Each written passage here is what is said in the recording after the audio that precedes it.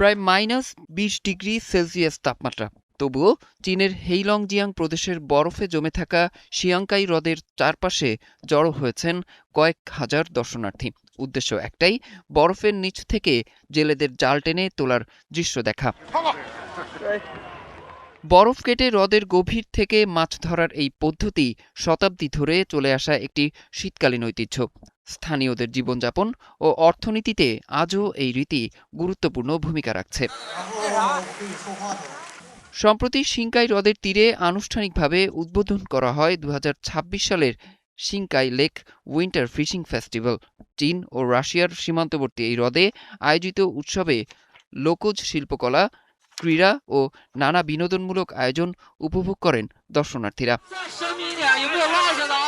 উৎসবের প্রথম জালেই ধরা পড়ে একটি বিশাল লাকি ফিশ। প্রায় 21 কেজি ওজনের মাছ নিলামে বিক্রি হয় প্রায় 43,000 মার্কিন ডলারে। স্থানীয়দের বিশ্বাস, এই লাকি ফিশ সৌভাগ্যের প্রতীক।